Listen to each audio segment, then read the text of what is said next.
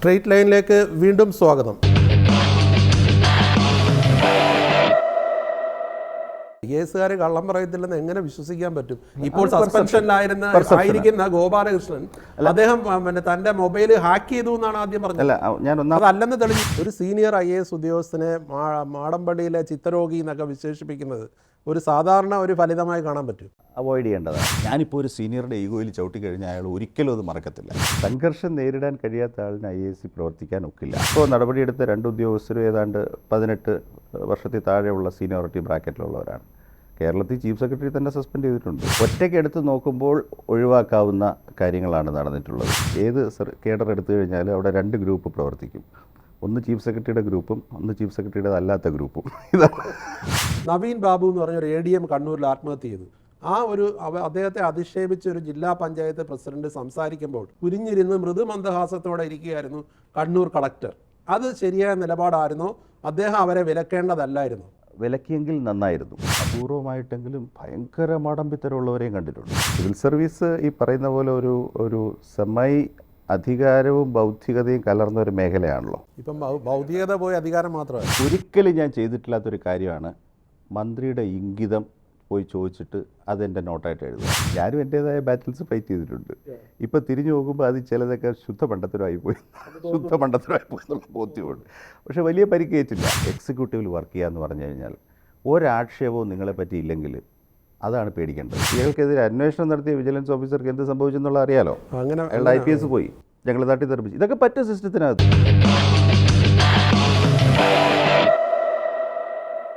Senior IAS ഉദ്യോഗസ്ഥനും IAS officers association പ്രസിഡന്റും സംസ്ഥാന കൃഷി വകുപ്പ് പ്രിൻസിപ്പൽ സെക്രട്ടറിയും കേരള കാർഷിക സർവകലാശാല വൈസ് ചാൻസലറുമായ ഡോക്ടർ ശ്രീ B. അശോകാണ് നമ്മുടെ ഇന്നത്തെ അതിഥി. നമസ്കാരം ശ്രീ B. അശോക്. ആദ്യമേ നല്ലൊരു അഭിനന്ദനങ്ങൾ. ഇപ്പം പല ബിരുദങ്ങളും ലണ്ടനിൽ നടക്കം പല വിദ്യാഭ്യാസ മേഖലയിൽ പലതും നേടിയിട്ടുണ്ടെങ്കിൽ ഇപ്പോൾ പുതിയ ഡോക്ടറേറ്റ്, അതായത് മാസ് മീഡിയ ആൻഡ് കമ്മ്യൂണിക്കേഷൻ, അല്ലേ? മീഡിയ ആൻഡ് കമ്മ്യൂണിക്കേഷൻ, അത് ഒരു ഡോക്ടറേറ്റ് കിട്ടി. അതിൽ അഭിനന്ദനങ്ങൾ. എന്താണ് ഇങ്ങനെ ഒരു വിഷയം പെട്ടെന്ന് തിരഞ്ഞെടുക്കാൻ കാരണം? സോഷ്യൽ സയൻസിൽ PhD ചെയ്യാൻ താല്പര്യമുണ്ടായിരുന്നു കമ്മ്യൂണിക്കേഷനിൽ. ഞാൻ ഇടക്കാലത്ത് കൊച്ചിയിൽ ജോലി ചെയ്തപ്പോൾ അതിന് പറ്റിയ ഒരു ഗൈഡിനെയും ഡിപ്പാർട്ട്മെൻറ്റിനെയും അവിടെ കണ്ടെത്തി. അമൃത യൂണിവേഴ്സിറ്റിയിൽ അവിടെ 18 രജിസ്റ്റർ ചെയ്തു. ആദ്യം കോഴ്സ് വർക്ക് ഫുൾ ടൈം ആയിട്ടും പിന്നീട് പാർട്ട് ടൈം ആയിട്ടും കംപ്ലീറ്റ് ചെയ്തു. ഇപ്പോൾ 24 ആദ്യം അതിൻ്റെ റിക്വയർമെൻറ്റ്സ് എല്ലാം മീറ്റ് ചെയ്ത് എനിക്ക് അഡ്വൈസറി കൗൺസിൽ ക്ലിയറൻസ് കിട്ടും. മീഡിയയിൽ ഒരു കൈ നോക്കാൻ താല്പര്യമുണ്ട്. ഇതുപോലുള്ള ഇടപെടലല്ലാതെ ഫുൾ ടൈം നമുക്ക് പറ്റിയല്ലോ. റിട്ടയർ ചെയ്തിട്ട് നോക്കാം. ഇപ്പോൾ IASകാർക്കിടയിൽ എന്താ കലാപമാണോ? കലാപമൊന്നുമില്ല. സിവിൽ സർവീസ് ഈ പറയുന്ന പോലെ ഒരു അധികാരവും ബൗദ്ധികതയും കലർന്ന ഒരു മേഖലയാണല്ലോ. ഇപ്പം ബൗദ്ധികത പോയി അധികാരം മാത്രമേ. അതിലോട്ട് വരാം. അധികാരത്തിൽ ഇടപെടുന്ന ഒരു ബൗദ്ധിക മേഖലയാണല്ലോ. അപ്പോൾ അതെപ്പോഴും ഒരു കലാപഭൂമിയാണ്. എനിക്ക് സിവിൽ സർവീസിലെ വ്യക്തികളെക്കുറിച്ചുള്ള പരിചയം 90കൾ തൊട്ടാണ്. ഞാൻ 98 സർവീസിൽ വന്നെങ്കിലും ഏർലി 90s തൊട്ട് ഞാൻ സർവീസ് ക്ലോസ് ആയിട്ട് വാച്ച് ചെയ്യുന്ന ഒരാളാണ്. അങ്ങനെയുള്ള ദ്വന്ദ്വയുദ്ധങ്ങളില്ലാത്ത ഒരു വർഷവും സർവീസിൽ ഉണ്ടാകാതിരുന്നിട്ടില്ല. അത് MK കാവു എന്ന് പറയുന്ന ഒരു പ്രശസ്തനായ എഴുത്തുകാരനായിട്ടുള്ള കശ്മീരി ഓഫീസർ എഴുതിയിട്ടുണ്ട്. ഏത് കേഡർ എടുത്തു കഴിഞ്ഞാലും അവിടെ 2 ഗ്രൂപ്പ് പ്രവർത്തിക്കും. ഒന്ന് ചീഫ് സെക്രട്ടറിയുടെ ഗ്രൂപ്പും ഒന്ന് ചീഫ് സെക്രട്ടറിയുടെ അല്ലാത്ത ഗ്രൂപ്പും. അല്ല, അങ്ങനെ ഒരു ഗ്രൂപ്പ് ഇപ്പോഴും ഉണ്ടോ? അത് വ്യക്തിയാധിഷ്ഠിതമല്ല, അത് അധികാരത്തിൻ്റെ 2 പോളാണ്. നമ്മൾ സൂക്ഷ്മമായി നോക്കിക്കഴിഞ്ഞാൽ ഫോർമൽ പവർ വെസ്റ്റ് ചെയ്തിരിക്കുന്ന പില്ലർ ചീഫ് സെക്രട്ടറിയുടെ പില്ലർ. അപ്പോൾ ഇതിനൊരു വിരുദ്ധചേരി എപ്പോഴും ഉണ്ടാവും. പല സ്റ്റേറ്റുകളിലും IAS അസോസിയേഷൻ്റെ പ്രസിഡന്റാണ് ലീഡ് ചെയ്യുക. ഇവിടെ അങ്ങനെ അല്ല. ഇവിടെ ഇല്ല, ഇന്നസെൻസിൻ്റെ ഒന്നല്ല. നമ്മൾ കഴിവതും ചീഫ് സെക്രട്ടറിയുടെ കൂടെ തന്നെ അവരെ സപ്പോർട്ട് ചെയ്ത് പോകാനാണ് നോക്കുക. ഉണ്ടായിരിക്കുന്ന വിവാദവും ചീഫ് സെക്രട്ടറി അനുകൂലിക്കുന്നവരും അല്ല. ഇപ്പോഴത്തെ ഭാഗ്യവശാൽ ഇപ്പോൾ വന്നുകൊണ്ടിരിക്കുന്ന ചീഫ് സെക്രട്ടറീസ് പ്രശ്നങ്ങൾ സോർട്ട് ചെയ്യാൻ ഒരു എല്ലാവരെയും ഒന്നിച്ചു കൊണ്ടുപോകാനുള്ളൊരു നിലയാണ് ഞാൻ കണ്ടിരിക്കുന്നത്. അതിന് മുമ്പിരുന്ന ചീഫ് സെക്രട്ടറി ആയാലും പ്രശ്നങ്ങൾ സോർട്ട് ചെയ്ത് കൊണ്ടുപോകാനുള്ളൊരു സമീപനമാണ് അവർ എടുത്തിട്ടുള്ളത്. സോർട്ട് ചെയ്യാൻ ശ്രമിച്ചിട്ട് നിൽക്കുന്നില്ലല്ലോ. ചിലപ്പോൾ അത് ആരുടെയും നിയന്ത്രണത്തിലല്ലാതെ ചില പ്രവർത്തനങ്ങൾ വന്നു പോകുമല്ലോ. ഏത് സിസ്റ്റത്തിലും അങ്ങനെ വന്നു പോകും. അപ്പോൾ ഈ വിവാദങ്ങൾ ഇപ്പോൾ ഉണ്ടായിരിക്കുന്ന ജയതിലക്കും പ്രശാന്തുമായിട്ടാണ്. അതിൻ്റെ തെറ്റും ശരിയും എന്തുവാണെങ്കിലും ഈ ഒരു വിവാദം ഇന്ത്യൻ അഡ്മിനിസ്ട്രേറ്റീവ് സർവീസിന് മൊത്തത്തിൽ കളങ്കം ഉണ്ടാക്കിയില്ല. ഒറ്റയ്ക്ക് എടുത്ത് നോക്കുമ്പോൾ ഒഴിവാക്കാവുന്ന കാര്യങ്ങളാണ് നടന്നിട്ടുള്ളത്. പക്ഷേ ഞാൻ ഈ സർവീസിൻ്റെ ചരിത്രം അങ്ങോട്ട് എടുത്ത് നോക്കിക്കഴിഞ്ഞാൽ ഇപ്പോൾ വന്നിരിക്കുന്ന മാറ്റം ഇപ്പോൾ മീഡിയ 24/7 ആണ്, മിനിറ്റ് ടു മിനിറ്റ് ആണെന്നുള്ളതാണ്. ഞാൻ ഓർക്കുന്നത് കേരളത്തിൽ ഇപ്പോൾ നടപടിയെടുത്ത 2 ഉദ്യോഗസ്ഥരും ഏതാണ്ട് 18 വർഷത്തിൽ താഴെയുള്ള സീനിയോറിറ്റി ബ്രാക്കറ്റിലുള്ളവരാണ്. കേരളത്തിൽ ചീഫ് സെക്രട്ടറി തന്നെ സസ്പെൻഡ് ചെയ്തിട്ടുണ്ട്. 95-2000 ഓർമ്മ കാണും. ആഭ്യന്തര സെക്രട്ടറിയുടെ ശ്രമഫലമായിട്ട് ചീഫ് സെക്രട്ടറി സസ്പെൻഷനിലാകുന്നു, ആഭ്യന്തര സെക്രട്ടറി ചീഫ് സെക്രട്ടറി ആകുന്നു. അന്ന് അദ്ദേഹത്തിൻ്റെ പുറത്ത് കൊണ്ടുവന്ന ചാർജ് പിന്നെ സെക്രട്ടേറിയറ്റിലെ ഫയലുകൾ കത്തിച്ച് കളഞ്ഞു എന്നുള്ളതായിരുന്നു, ഓർമ്മയുണ്ടെങ്കിൽ. സസ്പെൻഷനിലാകുമ്പോൾ അദ്ദേഹം ക്യാബിനറ്റ് സെക്രട്ടറിയോളം സീനിയറുമായിരുന്നു. സസ്പെൻഷനിൽ നിന്നോ അല്ലെങ്കിൽ റീഇൻസ്റ്റേറ്റ് ചെയ്തോ അദ്ദേഹം വിരമിച്ചു എന്നാണ് ഞാൻ വിചാരിക്കുന്നത്. 20 കൊല്ലം പെൻഷൻ പോലും കൊടുത്തില്ല. ഏറ്റവും ഒടുവിൽ സുപ്രീം കോടതി കഴിഞ്ഞതിന് മുമ്പത്തെ വർഷം മറ്റോ അദ്ദേഹത്തിൻ്റെ അവസാനത്തെ ക്രിമിനൽ കേസ് ഡിസ്പോസ് ചെയ്തിട്ട് 6ഓളം ക്രിമിനൽ കേസ് എടുത്തു. ഡിസ്പോസ് ചെയ്തതിന് ശേഷമാണ് അദ്ദേഹത്തിന് ഫുൾ പെൻഷൻ കിട്ടിയെന്നാണ് വിചാരിക്കുന്നത്. ഇപ്പോൾ 90 വയസ്സെങ്കിലും കാണും. ഞാൻ നേരത്തെ പറഞ്ഞല്ലോ, ഈ ദ്വന്ദ്വയുദ്ധം ഇല്ലാത്ത ഒരു പീരീഡ്. ഞാൻ IAS അക്കാഡമിയിൽ ട്രെയിനറായിരിക്കുമ്പോൾ ഞാൻ ഈ വരുന്ന ഇന്നസെൻ്റ് ആയിട്ടുള്ള 20, 22, 25 വയസ്സുള്ള കുട്ടികളെ നോക്കിയിട്ട് ഞാൻ പറയുമായിരുന്നു, ഇത് സ്റ്റൊമക്ക് ചെയ്യാൻ പറ്റുമെങ്കിൽ മാത്രം ഇവിടെ നിന്നാ മതി. ഈ പ്രൊഫഷനിലേക്ക് വരാൻ ആഗ്രഹിക്കുന്ന യുവതലമുറയെ നിരാശപ്പെടുത്തുന്നതല്ലേ? ഇല്ല, അത് അങ്ങനെ കാണണ്ട. കാരണം ഇതെന്ന് പറഞ്ഞാൽ ഒരു ലോങ്ങർ ടൈം ഫ്രെയിമിൽ 10 വർഷം മുന്നോട്ട് പോയി കഴിയുമ്പോൾ ഞാൻ വിചാരിക്കുന്നത് പ്രശാന്തും ഗോപാലകൃഷ്ണനും ഇതിൽ ഇൻവോൾവ് ആയ ആൾക്കാർക്കെല്ലാം ഇതൊരു ഫലിതമായിരിക്കും. ഈ എക്സ്പീരിയൻസ് ഞാനും എൻ്റേതായ ബാറ്റിൽസ് ഫൈറ്റ് ചെയ്തിട്ടുണ്ട്. ഇപ്പം തിരിഞ്ഞു നോക്കുമ്പോൾ അത് ചിലതൊക്കെ ശുദ്ധ പണ്ടത്തരമായി പോയി ബോധ്യമുണ്ട്. പക്ഷെ വലിയ പരിക്കേറ്റില്ല. ചീഫ് സെക്രട്ടറിയായിട്ട് ഏറ്റുമുട്ടിയിട്ടുണ്ടോ? പലവട്ടം. ഞാൻ പറഞ്ഞു, പലവട്ടം അഭിപ്രായ ഭിന്നതകൾ, ഏറ്റുമുട്ടലല്ല, അബ്യൂസ് ചെയ്തിട്ടില്ല. എന്നാലും ചീഫ് സെക്രട്ടറി ഓഫീസ് നീതിപൂർവ്വം പ്രവർത്തിച്ചില്ല, കാര്യക്ഷമമായി പ്രവർത്തിച്ചില്ല എന്നൊക്കെ ഞാൻ എഴുതിയിട്ടുണ്ട്. ചീഫ് സെക്രട്ടറിക്ക് അന്നത്തെ ചീഫ് സെക്രട്ടറിക്ക് അതൃപ്തി തോന്നിയിട്ടുണ്ട്, മെമ്മോ തന്നിട്ടുണ്ട്. ഇവിടെ ഇപ്പോൾ എന്ത് സംഭവിപ്പോൾ പ്രശാന്തിൻ്റെ ഭാഗത്ത് എന്ത് ന്യായമുണ്ടെങ്കിലും ഈ അബ്യൂസ് എന്നുള്ളൊരു വാക്ക് അവിടെ പ്രസക്തമാണ്. ഒരു സീനിയർ IAS ഉദ്യോഗസ്ഥനെ മാടമ്പള്ളിയിലെ ചിത്തരോഗി എന്നൊക്കെ വിശേഷിപ്പിക്കുന്നത് ഒരു സാധാരണ ഒരു ഫലിതമായി കാണാൻ പറ്റും. അവോയ്ഡ് ചെയ്യേണ്ടതാണ്. കാരണം അത് സീനിയർ ഉദ്യോഗസ്ഥനെന്ന് മാത്രമല്ല, നമ്മൾ സൂക്ഷ്മമായിട്ട് ചിന്തിച്ചാൽ നമ്മുടെ ഓഫീസിൽ നിൽക്കുന്ന ക്ലാസ് 4 അല്ലെങ്കിൽ സർക്കാരിലെ ഏറ്റവും ചെറിയ ഉദ്യോഗസ്ഥൻ അല്ലെങ്കിൽ ഓഫീസ് അസിസ്റ്റൻ്റ് എന്ന് പറയുന്ന ആളിനെ പോലും അയാൾ ഒരു അല്പം ഭ്രമിച്ച് പ്രവർത്തിക്കുന്ന ആളാണെങ്കിൽ പോലും എനിക്കത് എഴുതാൻ പറ്റുമോ ഒരു പവർ എന്നുള്ള നിലയ്ക്ക്? അപ്പോൾ അത് സാധിക്കില്ല. അതായത് simple answer is it cannot be done. അതൃപ്തി പറയാം. ഇപ്പം പരാതി ഇതുപോലൊരു സിസ്റ്റത്തിൽ ഇപ്പോൾ കേരളത്തിൽ 40ഓളം സെക്രട്ടറീസ് ഉണ്ട്, 60 കൂടുതൽ, അതിൽ പകുതി കൂടുതൽ IASകാരായിരിക്കും, HODs ഉണ്ട്. അപ്പോൾ എല്ലാവരും പരസ്പരം തൃപ്തരായിരിക്കില്ല.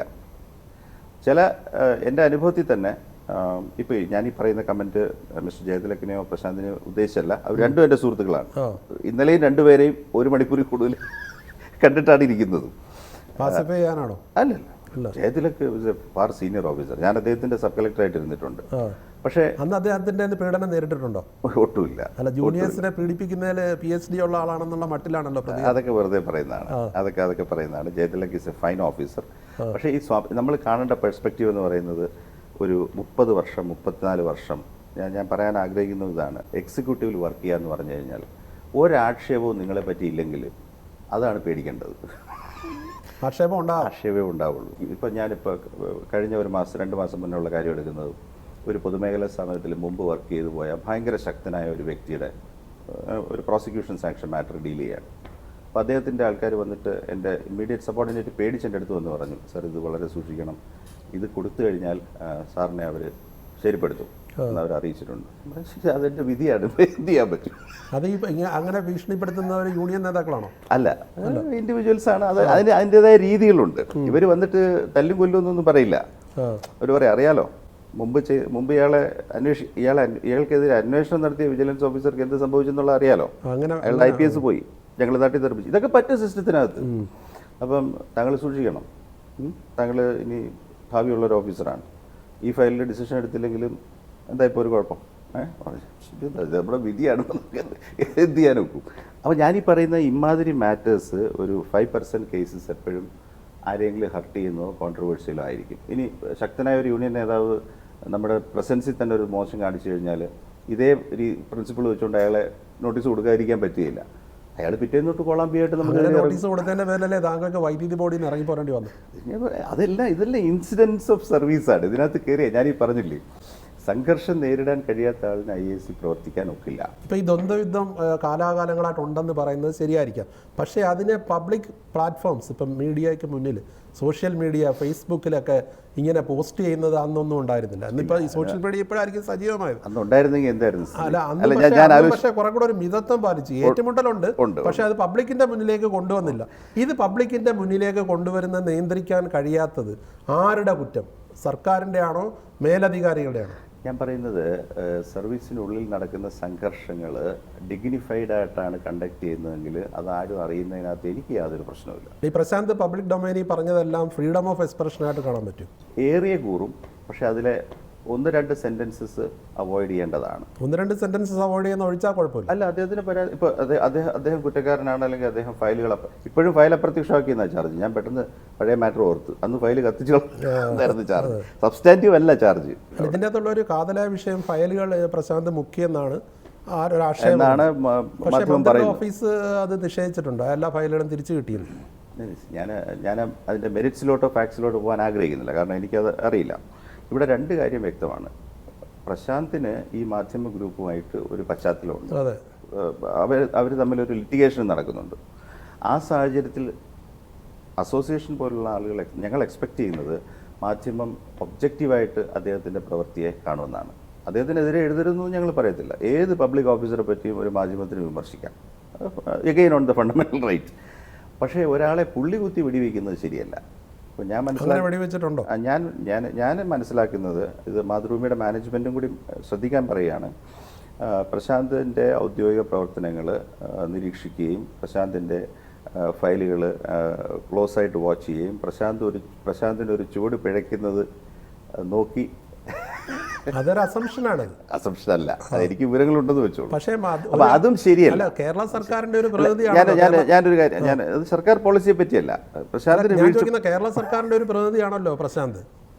കേരള സർക്കാരിന്റെ ഒരു പ്രമുഖ ദിനപത്രത്തിന്റെ മഞ്ഞപത്രം എന്ന് വിശേഷിപ്പിക്കുന്നത് ശരിയായ നടപടിയാണ്. അത് വേണ്ട. അത് തീർച്ചയായിട്ടും എഗെയിൻ ഈ പറഞ്ഞ പോലെ വിചാരണയും വിധിയും കൂടെ ഒന്നിച്ച് എനിക്കങ്ങനെ തോന്നി, അതുകൊണ്ട് അതാണ് സത്യം എന്ന് പറയുന്ന പോലെ. ഇതിൽ ഈ പത്രം താങ്കൾ മിതത്വം പാലിച്ചില്ല എന്ന് പറയുമ്പോൾ പ്രശാന്ത് മിതത്വം പാലിച്ചോ? ഓഫ് കോഴ്സ് 2 പാർട്ടിക്കും അപ്ലൈഡ് ആണ്. പക്ഷേ ഞാൻ പറയുന്നത് വെച്ചാൽ, എനിക്കിപ്പോൾ ഞാനിപ്പോൾ ഡെഫമേഷൻ കേസ് ഫേസ് ചെയ്തുകൊണ്ടിരിക്കുന്ന ഒരാളിൻ്റെ മാറ്റർ നമ്മൾ ഫർദർ പെർസ്യൂ ചെയ്യുമ്പോൾ ഞാൻ വീണ്ടും അയാളെ വിമർശിച്ചുകൂടെന്നല്ല.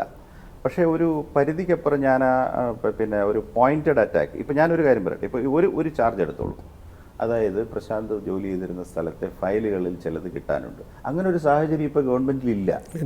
കാരണം എല്ലാ ഡോക്യുമെൻറ്റ്സും ഇലക്ട്രോണിക്കാണ്, ഡിജിറ്റൈസ്ഡ് ആണ്.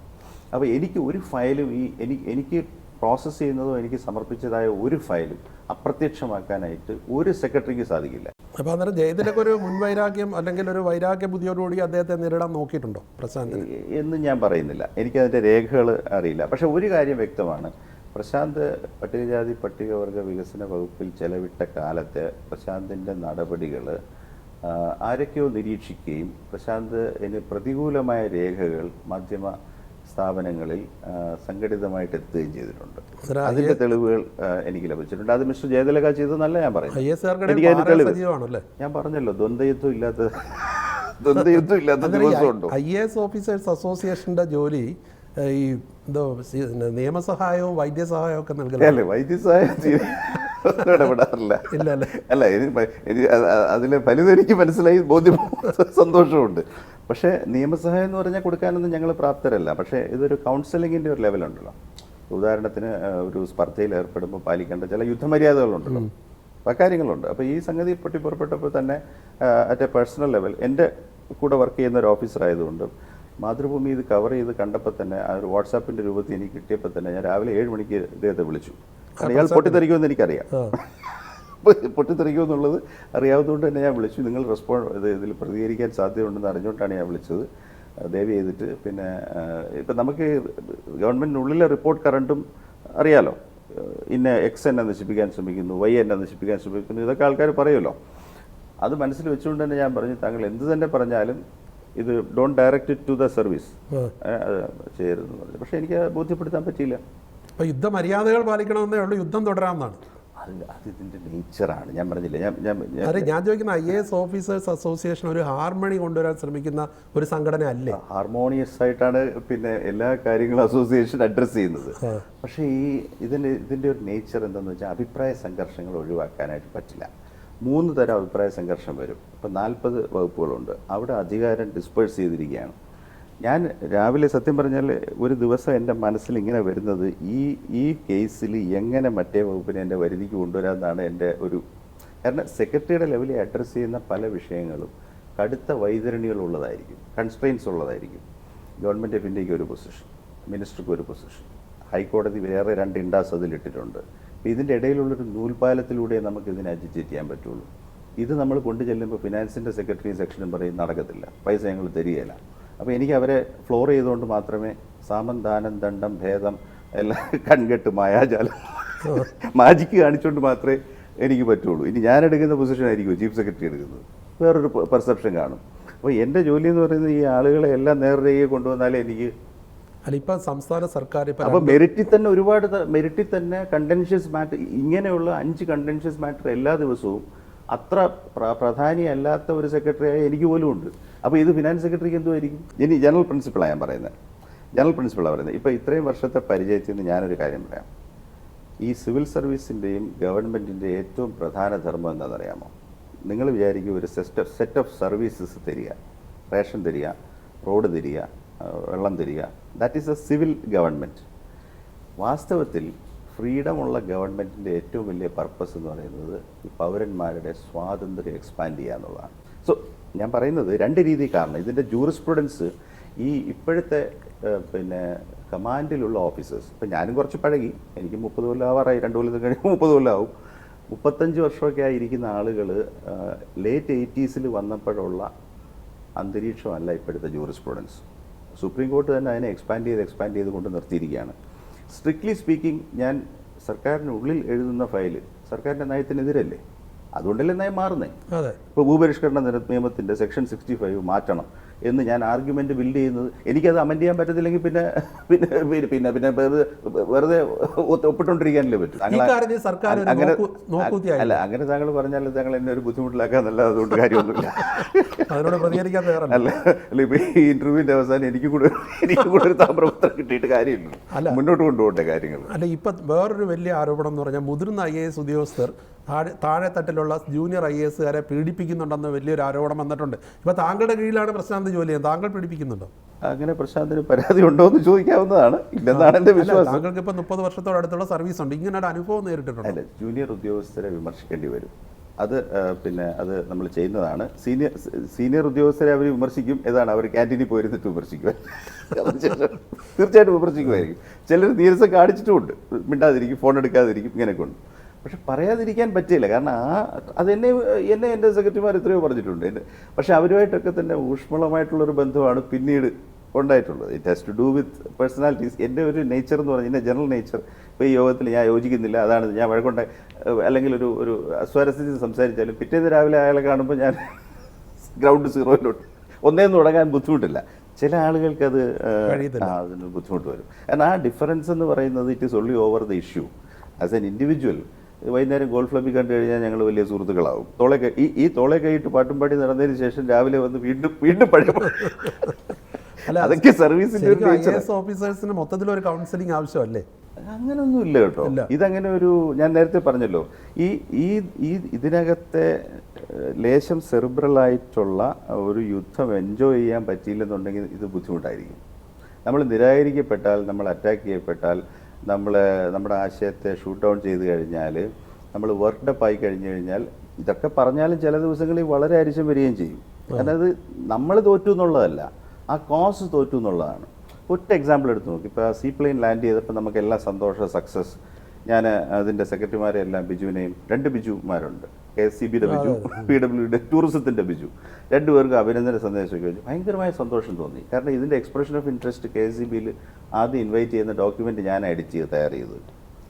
ഇറങ്ങി 12ാമത്തെ ദിവസം വനംവകുപ്പ് എനിക്ക് കത്തയച്ചു, ഈ വിമാനം വനത്തിന് മീതെ പറക്കാൻ പാടില്ല എന്ന് പറഞ്ഞു. അതോടെ കഴിഞ്ഞു. ഭയങ്കര അരിശം എനിക്ക് തോന്നി. എന്തിന് ഫ്രസ്ട്രേഷൻ. പിന്നെ ഒരു ഏകോപനം ഈ കൂട്ടത്തിലില്ലേ വിവിധ വകുപ്പുകൾ തമ്മിലുള്ള? അത്ര എളുപ്പമല്ല. ഒരു ചീഫ് സെക്രട്ടറി ആണോ ആ റോൾ ചീഫ് നിർവഹിക്കുന്നത്? സെക്രട്ടറിക്ക് വനംവകുപ്പിനെ നിയമത്തിൻ്റെ അടിസ്ഥാനത്തിൽ പ്രവർത്തിക്കുന്ന ഒരു വകുപ്പിൽ പരിമിതി ഉണ്ടാവും. ചീഫ് സെക്രട്ടറി എന്നുള്ളതാണ് അത് സംഗതിയാണ്. കൗൺസിൽ ചെയ്യാം. അങ്ങനെ ചീഫ് സെക്രട്ടറിക്ക് വനംവകുപ്പിനെ ഓവർ റൂൾ ചെയ്യാൻ പറ്റുമെങ്കിൽ എല്ലാ എൻവയോൺമെൻറ്റൽ പ്രോജക്റ്റിന് സാങ്ഷൻ കിട്ടിയേനെയല്ലോ. അവിടെ സ്റ്റാറ്റ്യൂട്ടറി പവർ അല്ലേ. സ്റ്റാറ്റ്യൂട്ടറി പവർ എക്സസൈസ് ചെയ്യുമ്പോൾ അയാളൊരു കോടതി പോലെയാണ്. അത് വരുമ്പോൾ നമുക്ക് തടസ്സം വരും. ഇപ്പം ഞാൻ മനസ്സിലാക്കിയെടുത്തോളം താങ്കൾ IAS ഓഫീസേഴ്സ് അസോസിയേഷനിൽ ഇതിപ്പോൾ 3ാമത്തെ ടേമാണ്. രണ്ട് ടേം. ഇപ്പം തന്നെ താങ്കൾ രാജിക്കത്ത് കൊടുത്തിട്ടാണ് ഇരിക്കുന്നത് തോന്നുന്നു. അതെ, ടേം കഴിഞ്ഞു. ഒരു മുൾക്കിരീടം പോലാണോ ഇത്? അതോ ഒന്നും ചെയ്യാനില്ല? അല്ലല്ല, അത് ശരിയല്ല. IAS അസോസിയേഷൻ ട്രേഡ് യൂണിയൻ അല്ല. ഒരുപാട് കാര്യങ്ങളിൽ ഇടപെടാൻ സാധിച്ചു എന്ന് തന്നെയാണ് വിചാരിക്കുന്നത്. ഫോർ എക്സാമ്പിൾ, ഒരുപാട് പേര് അസോസിയേഷൻ എക്സിക്യൂട്ടീവിനെ ലീഡ് ചെയ്തിട്ടുണ്ട്. പക്ഷേ ഇപ്പോഴാണ് 2014 നിലവിൽ വന്ന ട്രാൻസ്ഫർ ചട്ടങ്ങൾ കേരള സംസ്ഥാനം പാലിക്കാൻ തുടങ്ങിയത് ഇപ്പോഴാണ്. സിവിൽ സർവീസ് ബോർഡ് മീറ്റ് ചെയ്യാൻ തുടങ്ങിയത് ഇപ്പോഴാണ്. അതുകൊണ്ട് എന്ത് ഗുണമെന്ന് ചോദിച്ചാൽ ഒരു ഓഫീസർക്ക് 2 കൊല്ലത്തെ ടേം കൊടുക്കണമെന്ന് ഇപ്പം നിയമമുള്ളതാണ്. ഇതുവരെ അത് പാലിച്ചിരുന്നില്ല. ഫോറസ്റ്റുകാർ കേസ് കൊടുത്തു. അങ്ങനെ ട്രിബ്യൂണൽ പറഞ്ഞുകൊണ്ട് തുടങ്ങി. എന്നിട്ടും IAS ചെയ്തില്ല. എനിക്ക് തോന്നുന്നു mister Tom Jose chief secretary ആയിരിക്കുമ്പോൾ തൊട്ട് ഇക്കാര്യത്തിൽ പറഞ്ഞു തുടങ്ങി. അപ്പോൾ ടോം ജോസിനോട് രസമായിട്ട് പറയുന്നത് അതിനൊന്നും സമയമായില്ല, ട്രാൻസ്ഫറൊക്കെ ഞാൻ തന്നെ ചെയ്തോളാം എന്നായിരുന്നു. ഗതി കേട്ട അവസാനം പിന്നെ ഞാൻ അസോസിയേഷന് ഉൾപ്പെടെ ഞങ്ങൾ ലിറ്റിഗേഷന് പോയി. ഞങ്ങൾക്ക് ഫേവറബിൾ ആയിട്ടുള്ള എൻട്രി ഓർഡേഴ്സ് കിട്ടി.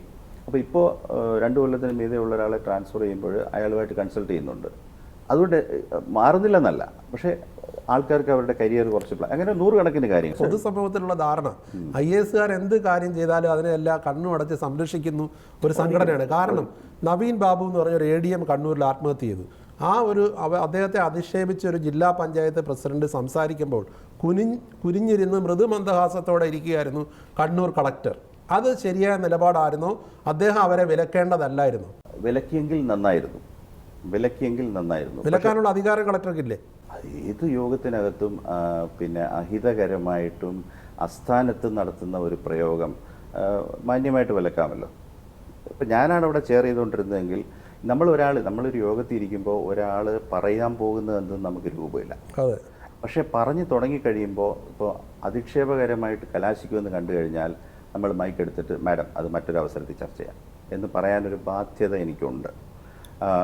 ഇതിൻ്റെ മറുവശവും ഞാൻ പറയാം, ഈ യാത്രയപ്പ് യോഗങ്ങൾ എപ്പോഴും പ്രശ്നമാണ്. പക്ഷേ നവീൻ ബാബുവിനെ വിഷയത്തിൽ IAS അസോസിയേഷൻ ഈ കളക്ടർക്കൊപ്പമല്ലായിരുന്നു. ഞാൻ 2 കാര്യം പറയാം. ഈ പിന്നെ കണ്ണൂരിലെ കളക്ടർ അരുൺ വിജയൻ ബ്രൈറ്റ് ആയ ഓഫീസറാണെന്ന് ഞാൻ വിചാരിക്കുന്നു. പ്രോസ്പെക്റ്റ് ഉള്ള ഓഫീസറാണെന്ന് ഞാൻ വിചാരിക്കുന്നു. അയാളുടെ അനലിറ്റിക്കൽ എബിലിറ്റീസ് എന്നെ ഇമ്പ്രസ് ചെയ്തിട്ടുണ്ട്. പക്ഷേ അയാൾ കുറച്ചും കൂടി ഈ ആളുകളെ കൈകാര്യം ചെയ്യുന്നതിനകത്ത് ഇച്ചിരി കൂടെ ഒരു അയാൾക്ക് പരിചയമായി വരേണ്ടതുണ്ട്. വിന്നിങ് ലോയൽറ്റീസ് അത് പ്രധാനമാണ്. ചിരിച്ചുകൊണ്ടത് വിലക്കായിരുന്നു. അതേ ചിരിയോടുകൂടി തന്നെ ഇക്കാര്യത്തിൽ വിലക്കാമായിരുന്നു. പക്ഷേ അവിടെയും ഞാനൊരു അലവൻസ് അയാൾക്ക് കൊടുക്കുന്നതെന്ന് പറഞ്ഞാൽ ഞാനതിൻ്റെ മറുവശം പറയുകയാണ്. നമ്മൾ ഈ പറഞ്ഞ ലോജിക്ക് വെച്ചുകൊണ്ട് തന്നെ ഒരു പബ്ലിക് ഓഫീസർ എന്നുള്ള നിലയ്ക്ക് നിങ്ങളുടെ ഭാഗത്തൊരു വീഴ്ച വന്നു, നിസ്സാരമായ ഒരു ലൈസൻസ് കൊടുക്കുന്ന ഒരു വിഷയത്തിൽ എന്ന് കേട്ട് കഴിഞ്ഞാൽ ഒരു officer, senior officer, controlling officer എന്നുള്ള നിലയ്ക്ക് അങ്ങനെ വീഴ്ച വന്നിട്ടില്ല, ഞാൻ എടുത്ത നടപടി ശരിയാണ് ഇന്ന കാരണങ്ങളാൽ എന്ന് മറുപടി പറഞ്ഞാൽ പോരെ? ഞാൻ എമോഷണലായിട്ട് വർക്കപ്പ് ആവണോ? അങ്ങനെ മറുപടി പറഞ്ഞാൽ പോരെ? അത് ഞാൻ ഡിഫെൻഡ് ചെയ്ത് അതിൽ ഉറച്ചു നിന്നാൽ പോരെ? ഇപ്പോൾ ഉദാഹരണത്തിന് ആ യാത്രയപ്പ് യോഗത്തിലെ സ്നിപ്പറ്റ് ഒരു വീഡിയോക്കാരനെടുത്ത് എന്നെ അപകീർത്തിപ്പെടുത്താനിട്ടു. ഞാൻ പറയുന്നത് ഒരു ഓഫീസർ എന്നുള്ള നില, ഇപ്പോൾ അദ്ദേഹത്തിൻ്റെ ചോയ്സ് അത് ഞാൻ റെസ്പെക്റ്റ് ചെയ്യുകയോ അറ്റാക്ക് ചെയ്യുകയോ ചെയ്യല്ല. അദ്ദേഹം തളർന്നു എന്നുള്ളത് മാനസികമായി തളർന്നു, അതിൻ്റെ കോൺസിക്വൻസ് ആയിട്ടൊരു ഇതുണ്ടായി. പക്ഷേ ഇത് നേരിടാതെ ഒരു ഓഫീസർക്ക് നിൽക്കാൻ പറ്റുമോ? അല്ല, അത് ശരിയാണ്. ഞാൻ അതിൻ്റെ ഒരു സെൻറ്റൻസ് കൂടെ ചേർത്തോട്ടെ. അതുകൊണ്ട് തന്നെ ഇദ്ദേഹം ഇങ്ങനെ ഒരു എക്സ്ട്രീം സ്റ്റെപ്പ് എടുക്കുമെന്ന ധാരണ കളക്ടർക്ക് ഇല്ല. ഇത് ഹൈൻസൈറ്റ് വരുന്ന ഒരു കാര്യമാണ്. അദ്ദേഹം എക്സ്ട്രീം സ്റ്റെപ്പ് എടുക്കും എന്നുള്ള ധാരണ ഒരു പക്ഷേ ഇല്ലായിരിക്കാം. പക്ഷേ ദിവ്യ ഇങ്ങനെ പറയുമെന്നുള്ള ധാരണ അവർ തമ്മിൽ ഉണ്ടായിരുന്നു എന്നാണ് പറയുന്നത്. ഞാൻ ഒരു സെൻറ്റൻസ് കൂടെ പറയാം. ഞാൻ മനസ്സിലാക്കുന്നത് ഈ സംഭവം നടന്ന പാടെ മിസ്റ്റർ അരുൺ കോണ്ടാക്ട് ചെയ്തായിരുന്നു അഗെയിൻ. അപ്പോൾ അരുണിന് അഡ്വൈസ് വേണ്ടിയിരുന്ന ഒരു കാര്യമാണ്, ഈ വിഷയം ഡെവലപ്പ് ചെയ്ത് വന്നപ്പോൾ സ്വാഭാവികമായിട്ടും പോലീസ് എൻക്വയറി ഉണ്ടാവും. എൻ്റെ സ്റ്റേറ്റ്മെൻറ്റ് ഏത് രീതിയിലുള്ളതായിരിക്കണം, ഞാൻ നടന്നത് മൊത്തം പറയണോ? അദ്ദേഹത്തിന് ചില ഭാഗങ്ങൾ സംശയം ഉണ്ടായിരുന്നു, particularly transaction after the meeting. അതിൽ അദ്ദേഹം വിമർശിക്കപ്പെട്ടു. ഞങ്ങൾ ആലോചിച്ച ശേഷം അദ്ദേഹത്തോട് പറഞ്ഞത്, നടന്ന സംഭവം minute to minute, every telephone call accounted, please reveal it to the investigating officer. കാരണം എന്തെങ്കിലും പറയാതിരിക്കുന്ന അപകടമാണ്. അത് മാത്രമല്ല, അഡ്മിനിസ്ട്രേറ്റീവ് എൻക്വയറിയിലും ഈ ഹോമിസൈഡ് അല്ലെങ്കിൽ പിന്നെ സൂയിസൈഡ് എൻക്വയറി ചെയ്യുന്ന, അൺനാച്ചുറൽ ഡെത്ത് എൻക്വയറി ചെയ്യുന്ന ഓഫീസറുടെ അടുത്തും give the full account without any reduction or reduction. പക്ഷേ IAS കള്ളം പറയത്തില്ലെന്ന് എങ്ങനെ വിശ്വസിക്കാൻ പറ്റും? ഇപ്പോൾ സസ്പെൻഷനിലായിരിക്കുന്ന ഗോപാലകൃഷ്ണൻ അദ്ദേഹം പിന്നെ തന്റെ മൊബൈൽ ഹാക്ക് ചെയ്തു എന്നാണ് ആദ്യം പറഞ്ഞത്. അല്ല, ഞാൻ ഒന്നാമത്തെ മാറ്ററിലേക്ക് വരാം. സിമ്പിളായിട്ട് ഞാനൊരു സിമ്പിൾ ഡിഡക്ഷൻ പറയാം. ഒരു പൊതുവേദിയിൽ വെച്ചിട്ട് ഇപ്പോൾ ഞാനിരിക്കുന്നു, എൻ്റെ അഡീഷണൽ സെക്രട്ടറിയെ കുറിച്ച് ഒരാളൊരു ആക്ഷേപം പറയുന്നു. അവിടെ എന്നോടുള്ള റിലേഷൻഷിപ്പിനപ്പുറം ആ ട്രാൻസാക്ഷൻ നടന്നു കഴിഞ്ഞാൽ ഞാൻ എക്സ്പെക്റ്റ് ചെയ്യുന്നത് ഒരു സബോർഡിനേറ്റിൻ്റെ ധർമ്മമാണ് അവിടെ എൻ്റെ നിയന്ത്രണം വഹിക്കുന്ന ഉദ്യോഗസ്ഥൻ്റെ അടുത്ത് ചെന്ന് എന്താണ് സംഭവിച്ചെന്നുള്ളത് പറയേണ്ടത്. കാരണം ഈ വിഷയം ഒരു ചർച്ചയായാൽ ആദ്യത്തെ റിപ്പോർട്ട് ചോദിക്കാൻ പോകുന്നത് ആ ഡിസ്ട്രിക്ട് കളക്ടറോടായിരിക്കും, as a controlling officer of the establishment. അപ്പോൾ എന്നെ ഇഷ്ടമുണ്ടോ ഇല്ലെന്നുള്ളത് രണ്ടാമത്തെ വിഷയമാണ്. സാർ നടന്നത് ഇതാണ് എന്ന് അയാൾ പറഞ്ഞിരിക്കും, അതിന് യാതൊരു സംശയവും വേണ്ട. പർട്ടിക്കുലർലി 30+ years എക്സ്പീരിയൻസ് ഉള്ള ഒരു റവന്യൂ ഓഫീസറിന് പരസ്യമായിട്ടൊരു അറ്റാക്ക് വന്നു കഴിഞ്ഞാൽ അയാൾ ആദ്യം സ്റ്റെപ്പ് ഇൻ ചെയ്ത് കളക്ടർ അടുത്ത് പറയുന്നത്. അതല്ല, ഓരോ വ്യക്തികളെ ആശ്രയിച്ചിരിക്കും. കളക്ടർക്ക് വേണം അദ്ദേഹത്തോട് ചോദിച്ച കാര്യങ്ങൾ എന്താണെന്ന് പറഞ്ഞാൽ അദ്ദേഹത്തെ ആശ്വസിപ്പിക്കുകയോ അല്ലെ എൻ്റെ സബോർഡിനേറ്റ് ഇങ്ങനെ ചെയ്യുന്ന ആളല്ലെന്ന് പരസ്യമായിട്ട് പറയാൻ 8 മാസത്തെ പരിചയമുണ്ടെന്ന് പറഞ്ഞു. കളക്ടർ ആശ്വാസ സൂചകമായിട്ടൊന്നും പറഞ്ഞില്ല എന്ന് നമുക്കറിയില്ലല്ലോ. അദ്ദേഹത്തിന്റെ കുടുംബത്തിന് ആ അഭിപ്രായമില്ല. ഉണ്ട്, സ്വാഭാവികമായിട്ടും കുടുംബത്തിന്റെ പരാതി ജെനുവിനാണ്. അതിനൊന്നും ഞാൻ സസ്പെക്ട് ചെയ്യുന്നില്ല. പക്ഷേ കളക്ടർ അയാളെ ആശ്വസിപ്പിച്ചില്ല എന്ന് നമ്മുടെ മുന്നിലില്ല. ആശ്വസിപ്പിച്ചത് വേണ്ടത്ര അദ്ദേഹത്തെ തണുപ്പിച്ചില്ല, അല്ലെങ്കിൽ അദ്ദേഹത്തിനൊരു കംഫർട്ട്, ആശ്രയമില്ല എന്ന് അദ്ദേഹത്തിന് തോന്നിപ്പോയി. ഇത് ബേസ്റ്റ് ചെയ്യുമെന്ന് അദ്ദേഹത്തിന് തന്നെ അല്ലെങ്കിൽ എന്താണ് അപമാനത്തിലേക്ക് കൊണ്ടുപോകും എന്ന് വെച്ച് ഞാൻ പറയുന്നത് ഇത്രയേ ഉള്ളൂ. ഇത് കേട്ടിരിക്കുന്ന മറ്റ് ഓഫീസേഴ്സിനും കേൾക്കുന്നത് കൊണ്ട് ഞാൻ പറയുന്നതേ ഉള്ളൂ. ഈ പിന്നെ അത്തരത്തിലുള്ളൊരു അറ്റാക്ക് വന്നാൽ പോലും, ഞാൻ നേരത്തെ മറ്റേ ദ്വന്ദ്വ യുദ്ധത്തിൻ്റെ ഇതിലേക്ക് പോവുകയാണ്.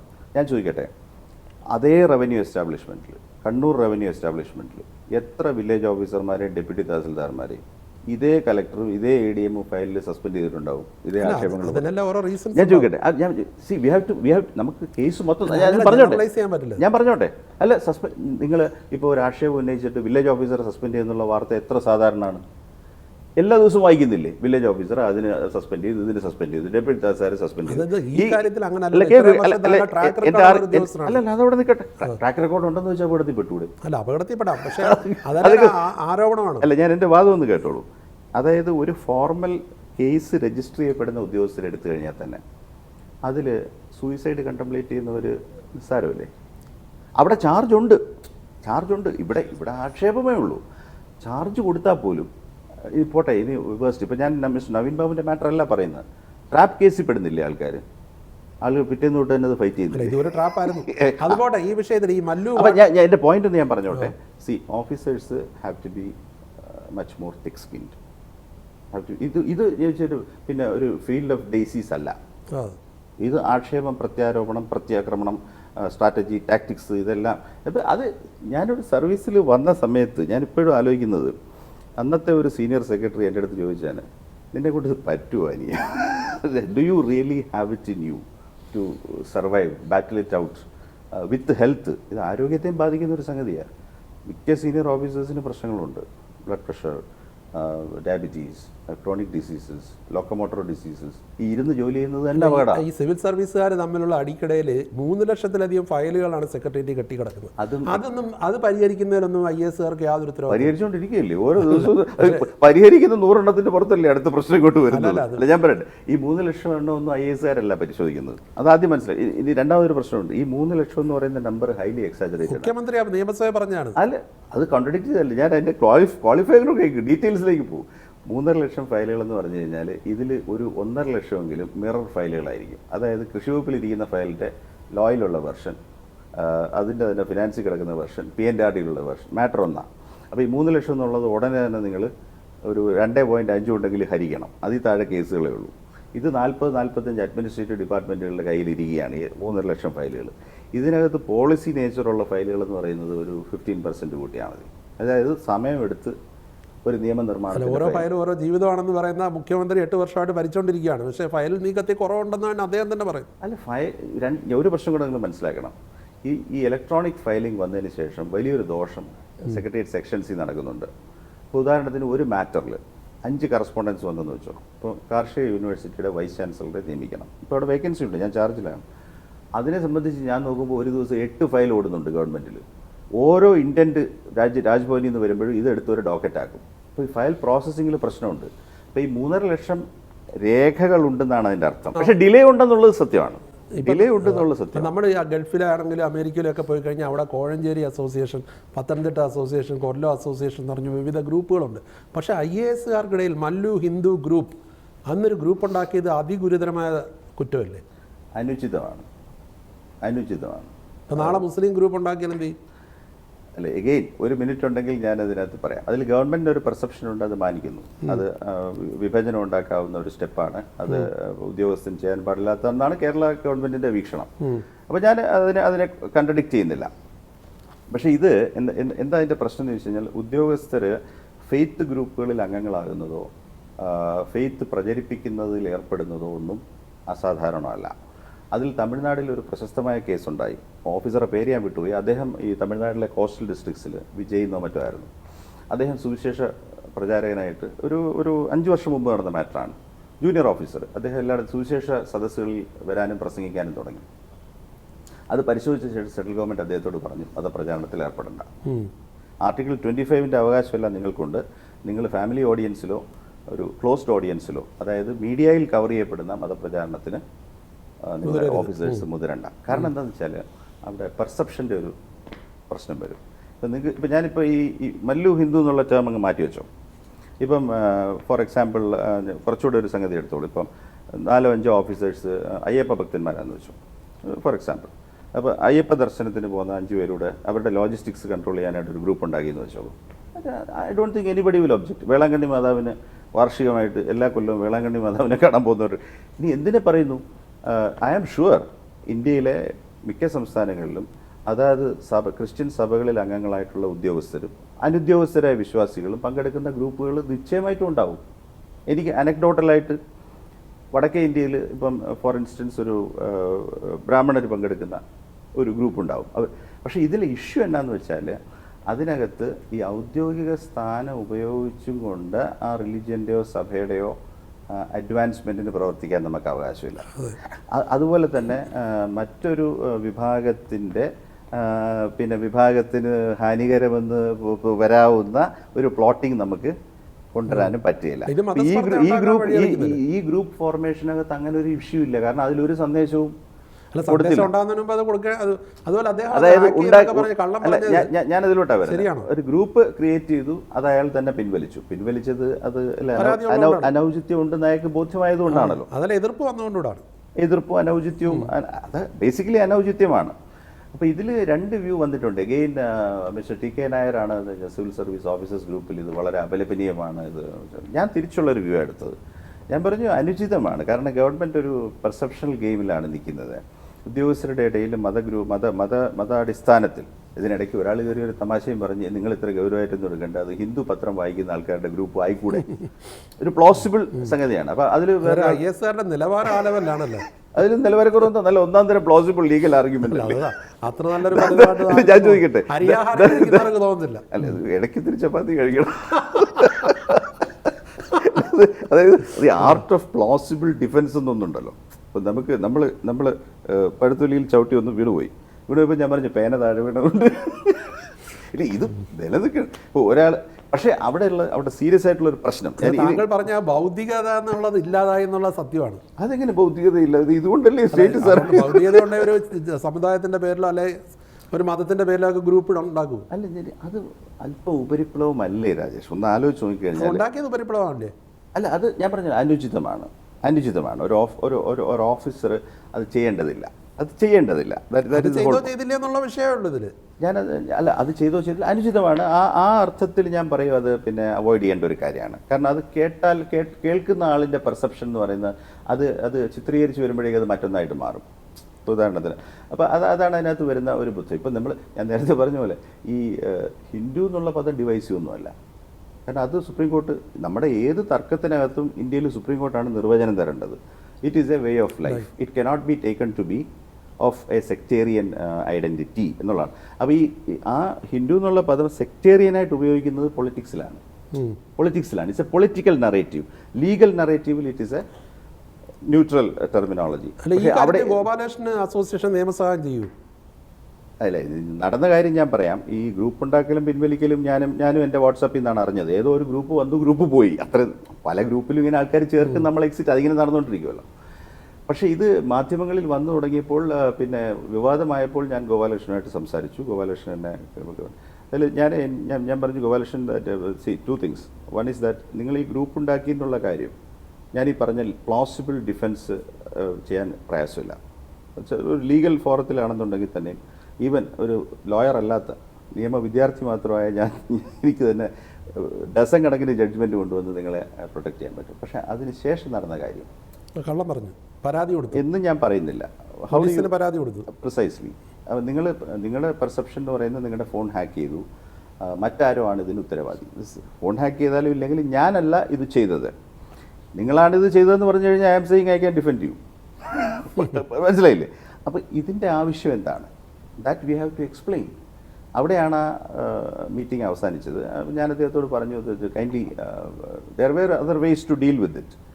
പക്ഷേ നിർഭാഗ്യവശാൽ ഈ പറഞ്ഞതുപോലെ ആ സമയത്ത് അദ്ദേഹം ഒരു കൺസൾട്ടേഷൻ ആ പോയിന്റിൽ ചെയ്തില്ല. കാര്യങ്ങൾ അഡ്വാൻസ് ചെയ്ത് പോയപ്പോഴാണ് അതിൽ വന്നത്. It could have been better. പക്ഷേ അത് ഇപ്പോൾ താങ്കൾ പറഞ്ഞ പോലെ എല്ലാ മൗലിക അവകാശങ്ങളും IAS ഓഫീസേഴ്സിനുണ്ടെങ്കിലും എന്ത് തോന്നിയാസവും പരസ്യമായിട്ട് വിളിച്ചു പറയാനുള്ള അവകാശവും സ്വാതന്ത്ര്യമുണ്ടോ? 2 കാര്യം നമ്മൾ മനസ്സിൽ വെക്കണം. ഒന്ന്, IAS ഓഫീസേഴ്സ് പൊളിറ്റിക്കൽ ഗവൺമെൻറ്റിൻ്റെ ഭാഗവും പാർട്ടും പാഴ്സലുമാണ്, പൊളിറ്റീഷ്യൻസ് അല്ലെങ്കിലും. ടൈമിംഗ് വളരെ പ്രധാനമാണ്. ഇതാണ് എൻ്റെ ഒരു റിയലൈസേഷൻ. എപ്പോഴും എനിക്ക് പാലിക്കാൻ പറ്റിയിട്ടില്ല. ഞാനും ഔട്ട് ഓഫ് ടൈമിംഗ് ആയിട്ട് കാര്യങ്ങൾ പറയുകയും കുഴപ്പത്തിലാവുകയും ചെയ്യാറുണ്ട്. പക്ഷേ നമ്മൾ പശ്ചാത്തലം നോക്കണം. നാട്ടിൽ ഉപതെരഞ്ഞെടുപ്പ് നടക്കുകയാണ്. ഇന്ന് പോളിംഗ് ഉണ്ട്, 20-ന് പോളിംഗ് ഉണ്ട്. പൊളിറ്റിക്കൽ ഗവൺമെൻറ്റിനെ സംബന്ധിച്ചുള്ള ഒരു വലിയ ചാലഞ്ചാണ് ഉപതെരഞ്ഞെടുപ്പ് എന്ന് പറയുന്നത്. ആ ഉപതെരഞ്ഞെടുപ്പിൻ്റെ കസ്പിൽ നിൽക്കുന്ന സമയത്ത് ഒരു മുതിർന്ന ഉദ്യോഗസ്ഥൻ, വകുപ്പിൻ്റെ അധ്യക്ഷനായിട്ടുള്ള ഉദ്യോഗസ്ഥൻ ഒരു പ്രശ്ന സങ്കീർണത ഉണ്ടാക്കിയെടുക്കുന്നത് അത് പിന്നെ യാഥാർത്ഥ്യങ്ങൾക്ക് നിരക്കുന്നതാണോ? അല്ല, സർക്കാരിൻ്റെ ഒരു പിടിപ്പുകേട് അതിലില്ലേ? അങ്ങനെ ഒരിക്കലും ഞാൻ പറയില്ലല്ലോ. വീണ്ടും കാഷ്വാലിറ്റി കൂട്ടാനുള്ള പരിപാടിയാണോ? അതിനോട് ഞാൻ യോജിക്കുകയില്ല. പക്ഷേ അതിനകത്ത് എന്താണെന്ന് വെച്ചാൽ, എനിക്ക് പലപ്പോഴും തോന്നിയിട്ടുള്ളൊരു കാര്യമുണ്ട്. ഇത് സിവിൽ സർവീസുമായിട്ടുള്ള എൻഗേജ്മെൻ്റ് എന്ന് പറയുന്നത് എപ്പോഴും ഫ്രണ്ട്ലി ആൻഡ് വാം ആയിട്ട് കൊണ്ടുപോകുന്നതാണ് നല്ലത്. Frequent interactions. ഇപ്പോഴത്തെ സീനിയർ ഓഫീസേഴ്സുമായിട്ട് ക്ലോസ് ഡോർ മീറ്റിംഗ്സ് 3 നടത്തിയതാണ്. ഒരു വക ഓപ്പൺ ടൗൺ ഹൗസ്. പറയാനുള്ള അജണ്ടയില്ല, നിങ്ങൾക്ക് പറയാനുള്ള എന്തും പറയുക. അങ്ങനെ കേൾക്കാൻ തയ്യാറായി. 3 റൗണ്ടോളം മീറ്റിംഗ്സ് ചെയ്തു.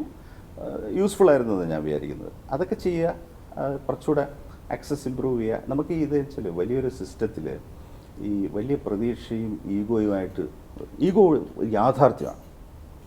ഞാനിപ്പോൾ ഒരു സീനിയറുടെ ഈഗോയിൽ ചവിട്ടിക്കഴിഞ്ഞാൽ അയാൾ ഒരിക്കലും അത് മറക്കത്തില്ല.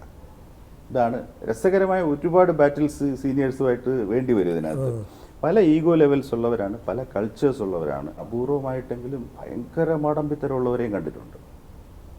ഭയങ്കര മാടമ്പിത്തരം. അത് എന്ന് വെച്ചാൽ ജൂനിയേഴ്സിനെ ഒരു പരിധി വിട്ട് ഇൻസൾട്ട് ചെയ്യുന്ന ആൾക്കാരും ഉണ്ട്.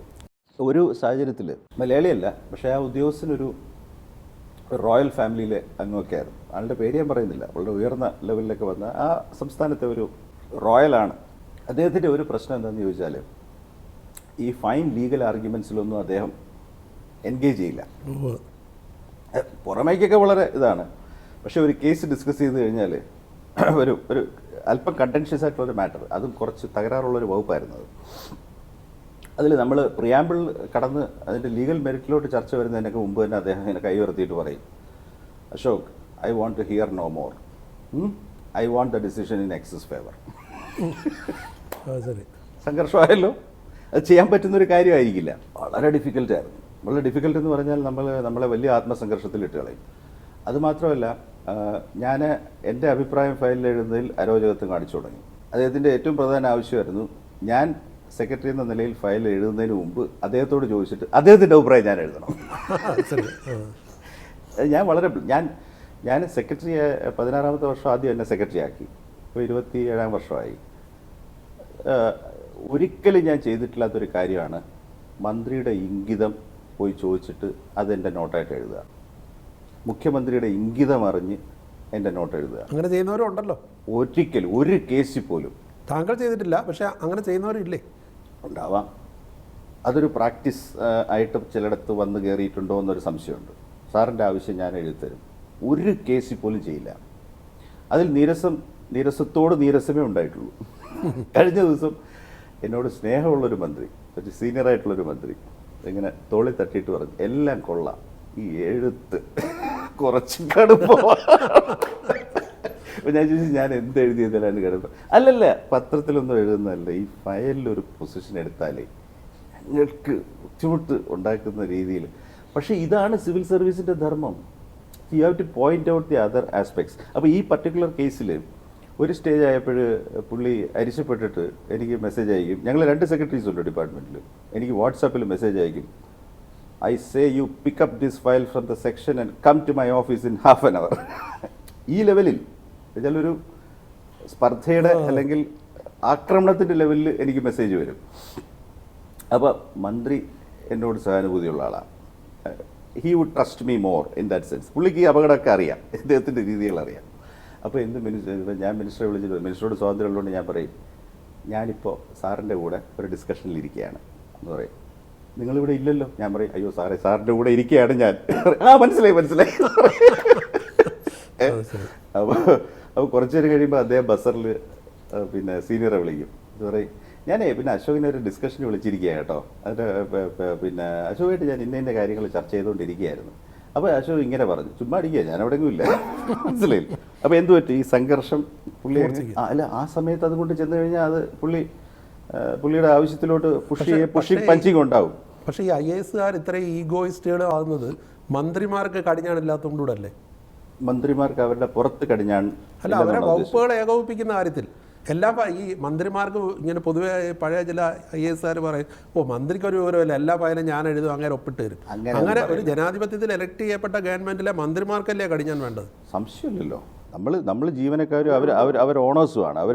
ഇപ്പോൾ ഇത് ഗവൺമെൻറ് ഒരു കോർപ്പറേറ്റ് ബോഡി ആയിട്ട് നമ്മൾ സങ്കല്പിച്ചാൽ they are the owners, they are the trustees. Owner എന്ന് പറഞ്ഞുകൂടാ, trustees. And we are the the advisers and executants. ഒരു അഡ്വക്കസി ലെവലിലേ നമ്മളുള്ളൂ. പക്ഷേ ആ ഒരു ഏകോപനം നടക്കുന്നില്ലല്ലോ. അല്ല, ഞാൻ ഫ്രാങ്കായിട്ട് ഇത്രയും കാലത്തെ പരിചയത്തിൽ ഞാൻ പറയാം, ഐ ഹാവ് ഫൗണ്ട് ഈ 3 തരം മിനിസ്റ്റേഴ്സ് ഉണ്ട്. ഒന്ന് whose competence level is way above a civil servant. ഞാൻ എക്സാമ്പിൾസ് പറയാം. Practical experience usually second term ചെയ്യുന്ന മിനിസ്റ്റർ, തേർഡ് ടേം MLA/MP, പിന്നെ പ്രൊഫഷൻസിൽ നിന്ന് വരുന്ന മിനിസ്റ്റേഴ്സ്, പ്രത്യേകിച്ച് ടീച്ചേഴ്സ്, ചില സിവിൽ സർവൻസ്, അവരൊന്നും ആരും പഠിപ്പിക്കേണ്ട കാര്യമില്ലല്ലോ. അവർക്ക് ഈ ടെക്സ്റ്റ് എന്ന് പറയുന്ന സാധനം അവരപ്പം തന്നെ lawyers who become politicians, വെച്ചാൽ പ്രാക്ടീസ് ചെയ്തിരുന്ന ലോയേഴ്സ്, LLB കൊണ്ട് കാര്യമില്ല, പ്രാക്ടീസിലുണ്ടായിരുന്ന ലോയേഴ്സ് എന്ന് പറഞ്ഞു കഴിഞ്ഞാൽ they will be able to grasp the whole thing and drive it with knowledge. രണ്ടാമത്തെ ആൾക്കാർ എന്ന് പറഞ്ഞാൽ പാർട്ടി പൊസിഷൻസ് കൂടുതൽ ഹാൻഡിൽ ചെയ്ത് വരുന്നത്. ഇപ്പോൾ ഫോർ എക്സാമ്പിൾ നമ്മൾ ലെഫ്റ്റ് ഗവൺമെൻറ്റ്സ് വരുമ്പോൾ ഞാൻ ശ്രദ്ധിച്ചിട്ടുള്ളൊരു കാര്യമുണ്ട്. ഞാൻ അഗെയിൻ ഇലക്ഷനൊക്കെ നിൽക്കുന്നതുകൊണ്ട് ആൾക്കാരുടെ പേര് പറയുന്നില്ല. ഈ CPM-ൻ്റെ ഒക്കെ ജില്ലാ സെക്രട്ടറിമാരായിട്ടിരുന്ന ആൾക്കാർ ദീർഘകാലം മിനിസ്റ്റേഴ്സ് ആകുമ്പോൾ അതിൻ്റെ വ്യത്യാസം നമുക്കറിയാം. കാരണം അവർ ഡിസ്ട്രിക്ട് കളക്ടറുമായിട്ടും SP-ആയിട്ടും അവർ അഡ്മിനിസ്ട്രേഷനിലൊന്ന് ഡാബിൾ ചെയ്തിട്ടുണ്ട്. അപ്പോൾ അവർക്ക് ഇത് വാട്ട് ഈസ് വാട്ട് എന്നുള്ളത് അറിയാം, നല്ല സൂക്ഷ്മതയുണ്ട്. ഞാൻ തന്നെ വർക്ക് ചെയ്ത, പേര് പറയുന്നില്ല, പക്ഷേ CPM-ൻ്റെ ഡിസ്ട്രിക്ട് മെഷീനറി കൈകാര്യം ചെയ്തിട്ടുള്ള മിനിസ്റ്റേഴ്സിൻ്റെ കൂടെ വർക്ക് ചെയ്യുമ്പോൾ എപ്പോഴും വർക്കിംഗ് സ്മൂത്താണ്. കാരണം നമ്മൾ തുടങ്ങുമ്പോൾ തന്നെ അങ്ങേർക്ക് അറിയാം ഇതെങ്ങോട്ടാണ് പോകുന്നതെന്നുള്ളത്. So he will control. ഈ പാർട്ടിയിലും പിന്നെ എക്സ്പെർട്ടൈസ് ആകാണ്ട് പ്രൊഫഷനിൽ നിന്നും എക്സ്പീരിയൻസ് ആവാതെ ചിലപ്പം ആളുകൾ വന്ന് കയറുമ്പോൾ അവർ സ്ട്രഗിൾ ചെയ്യും. അതാണ് സെക്രട്ടറിമാർ മുതലെടുക്കുമെന്ന് ഞാൻ പറയുന്നില്ലെങ്കിൽ സീനിയർ ഓഫീസേഴ്സിന് അപ്പം മേൽക്കൈ കിട്ടും. ഒരു കാര്യം കൂടെ ഞാൻ പറയാം. ചീഫ് സെക്രട്ടറി ഒരു ഓഫീസറാണ്, പക്ഷേ അതേസമയം ടു ബി വെരി ഫ്രാങ്ക് പല മിനിസ്റ്റേഴ്സിനേക്കാളും ഇൻഫ്ലുവൻഷ്യൽ ആയിരിക്കും. എന്തുകൊണ്ട്? കാരണം ചീഫ് സെക്രട്ടറിയുടെ കയ്യിലാണ് എസ്റ്റാബ്ലിഷ്മെൻറ്റ്. എല്ലാ സെക്രട്ടറിയും ചീഫ് സെക്രട്ടറിയെ മാനിച്ചേ പറ്റൂ. റിപ്പോർട്ട് ചെയ്യേണ്ടാത്ത മിനിസ്റ്ററെ സെക്രട്ടറിമാർക്ക് തൽക്കാലം ഒന്ന് കണ്ണടച്ചാൽ മറുവഴിക്ക് ഓടിപ്പോൾ കളയാം. ഞാൻ പറഞ്ഞാൽ മനസ്സിലായോ? 40 സെക്രട്ടറിമാരുടെയും പിന്നെ ക്ലിയർ ബോസ് ആൻഡ് ഡിറ്റർമിനറാണ് ചീഫ് സെക്രട്ടറി. പക്ഷേ 40 സെക്രട്ടറിയും ഒരു ഇൻഡിവിജ്വൽ മിനിസ്റ്ററിൻ്റെ കയ്യിലല്ല. കയ്യിലല്ല. ഇൻഫ്ലുവൻസിങ് എന്ന് പറഞ്ഞാൽ അയാൾ വേണമെന്നുണ്ടെങ്കിൽ കേൾക്കും, കേൾക്കാതിരിക്കും, അവിടെ ഇൻ ദാറ്റ് സെൻസ്. അപ്പം ഒരു പിവറ്റൽ റോളിലാണ്. അപ്പോൾ വളരെ സന്തോഷം. നമസ്കാരം. Thank you.